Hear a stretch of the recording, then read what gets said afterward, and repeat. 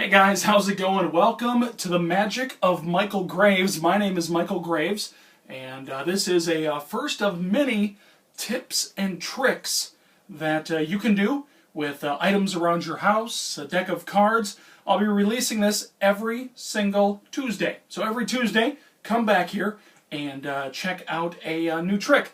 This one is what we call the Magic Community Gold. It was actually found in the book Magic for Dummies. Yeah, it was a book basically written for me. Now, I've been doing magic for many, many years. I do close-up shows, I do parlor, and I do stage. And this is one of the effects I do in my close-up show when I'm just walking around, and it's something that you can have on you at all times. You don't need a lot of items to make this trick happen. And as we call it, it's magic gold. So, here's what you need to make the effect happen. You need a ring. There's the ring for you. Now, this is what's nice. You can use your ring, or you can use an audience member's ring, but always beware if you're using someone else's ring. Make sure that, one, it's not too heavy. You want it kind of light, all right? It's kind of hard to show you exactly how light this is, but it is a very light ring. You also want to be careful if you get a ring that maybe is very fancy, diamonds and all that stuff, because if you drop it, you're going to be out a little bit of cash. So I always like to have my own ring, or look for someone that has a ring similar to this. I try to stay away from class rings. Those are very heavy. The trick will still work, but it just makes it a little more difficult. So, you got your ring. You don't necessarily need a pair of scissors, but if you happen to have them on you, that's great. Just don't run with them, all right? You also need a rubber band. There you go. You don't want it too big, don't want it too small. This one fits about right. You can just wear it on your wrist. So, to get ready for this effect, while you're walking around town, there you go. You can have a rubber band on, you got your ring on, you're set at any time. If someone says, hey, can you show me a trick? If you go, well, I can't show you a trick because I don't have a deck of cards, that really doesn't stand you out as a magician. If you're like, sure, hang on, take off your ring, take off the rubber band, both can be examined. Now, if you don't have the scissors, of course don't run with the scissors. If you don't have the scissors, use your teeth. And bite there we go. And bite the rubber band just like so.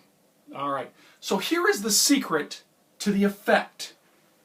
The ring isn't actually moving up by itself. It's moving on the rubber band. The rubber band is pulling it up.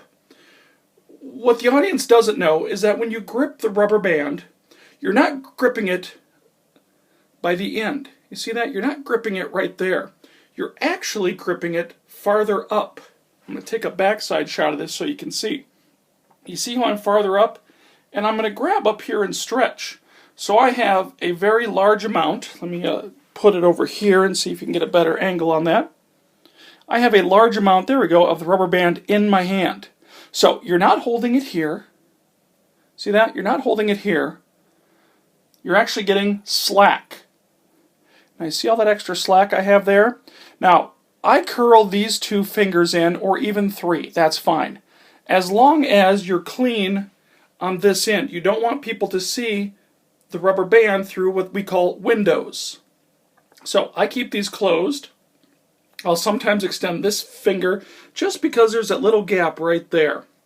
Now, on the other hand, that's held as people would expect you to hold a rubber band. So, here's what you need to make this trick work. It's just letting off a little bit of pressure here on the thumb. Watch as I let go just a little bit.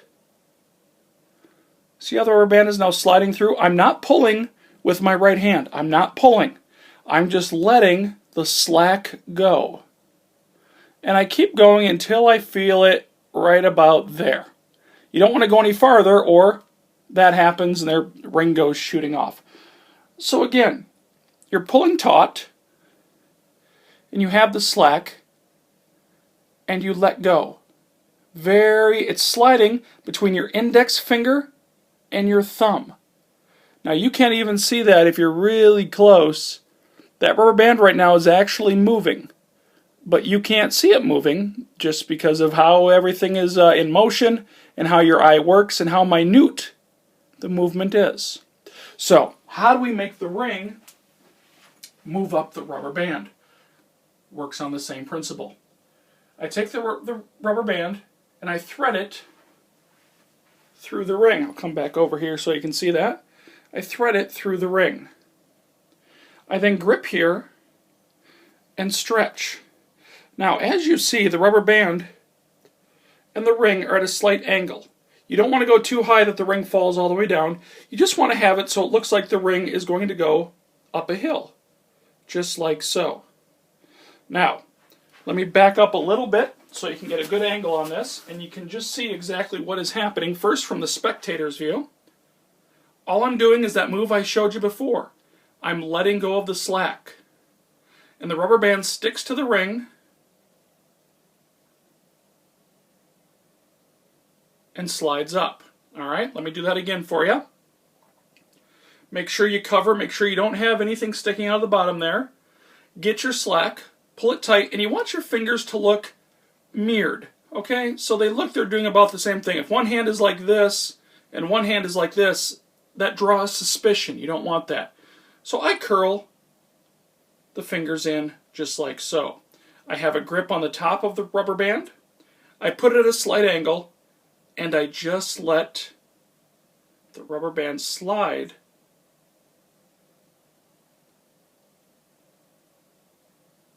Now see what happened there? See that? You want to cover that.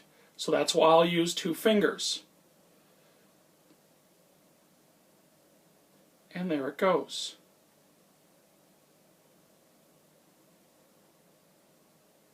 Now again, we'll do it so you can see it from my view. Is right, let's get that into view here, right here. So I have it into view. I'm going to do an exposed view. So you can see as the rubber band slips through my finger, that ring travels all the way up. Like I said, you can do it even at a higher angle if you'd like. Right here. So this is about as high as I would go. And you can start it in the middle, or you can start it down a little bit. So watch as it goes from one eye of the skull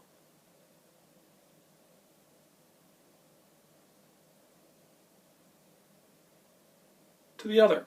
Now I move towards the spectator. These 2 pieces are at the end. I show them and I drop it all into their hand. And they have it. Everything is set.